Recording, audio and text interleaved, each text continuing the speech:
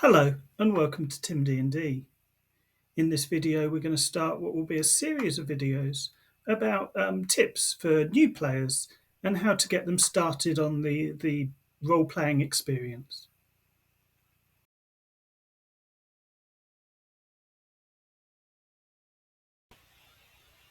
Don't worry about learning all of the rules.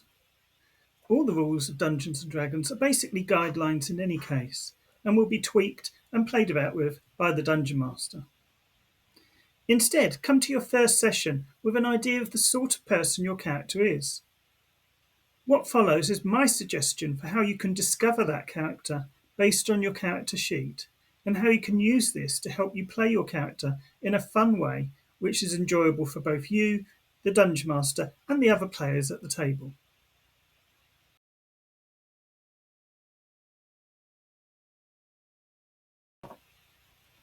Down one side of the character sheet, you have 6 ability scores.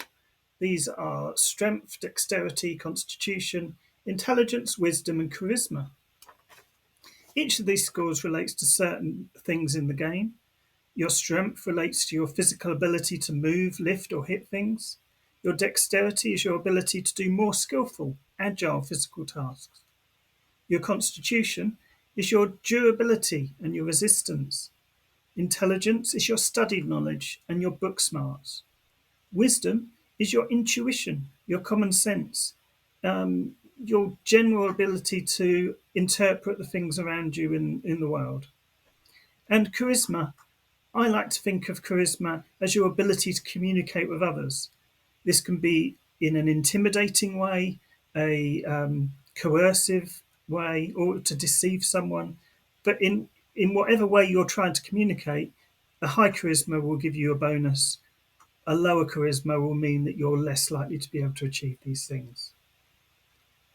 Now, what I recommend is you look at the highest number you have on your sheet and the lowest, and use these 2 scores to influence how you see your character.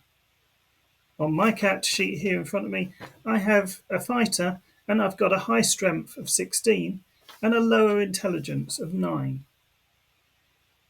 What this will mean is that my character is much more likely to use his strength, his fists, or his weapons, rather than his intelligence to solve the problems which come up in front of him. Perhaps he'll be more likely to hit first, think later.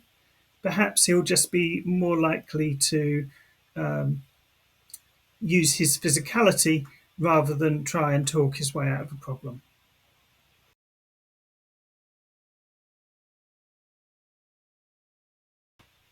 Alignment has had a lot of hate recently, but it is still a part of the game, and I find it can be useful as a guide to your character's beliefs, rather than as a fixed idea of your character's psyche.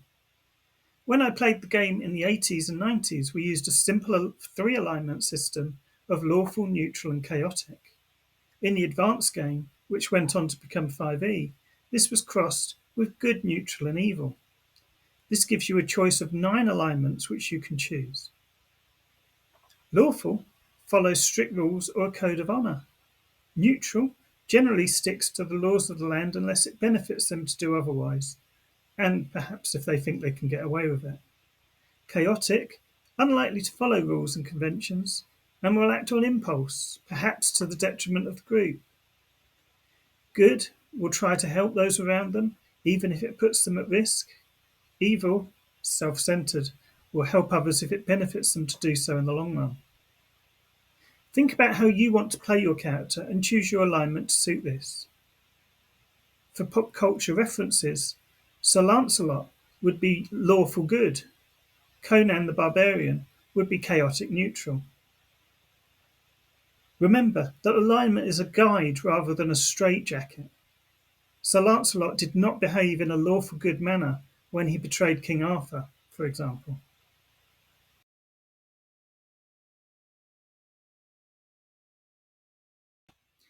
There are a number of backgrounds included in the player's handbook, and it is suggested in the rules that you can make up your own background with the help of your GM. A background describes what your character was doing before they became an adventurer. It also provides ideas for personality traits, ideals, bonds, and flaws. The suggestions in the book are just this, suggestions, and you should feel free to create your own personality based on the image you have in mind for your character. Use your highest and lowest ability scores to influence your decisions here. Your flaws and ideals are great for developing the personality of your character. For my ideals, I have decided that as an ex-soldier, my character will defend other members of the party, but expects others in the party to do the same. He is not the sort of character who will be happy if one of the other adventurers runs out on him, leaving his flank exposed. For my flaws, I have stated that I cannot read and write as I have not had a formal education, but that I try and hide this fact from others because I don't want to appear to be stupid or undereducated. Both of these can lead to conflict within the adventuring party, and conflict provides great role-playing opportunities.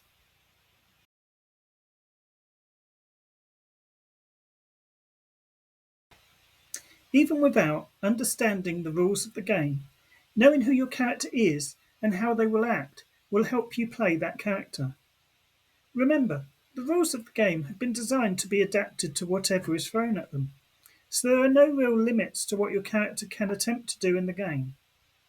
If you attempt to play your character according to how they would behave in the situation that you are in, you will find that you have a far more enjoyable experience than you would if you were worrying about what dice to roll and how a particular role works. Your dungeon master will listen to what you want to do and then interpret that into the rules of the game for you. They may ask you for an ability check, attack roll, or saving throw, but they will tell you what to roll for this and what to add in this event.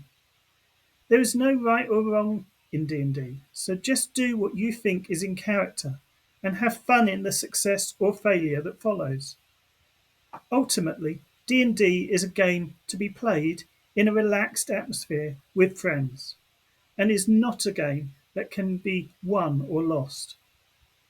After you have played in your first game, come back to this channel for new player tips number 2.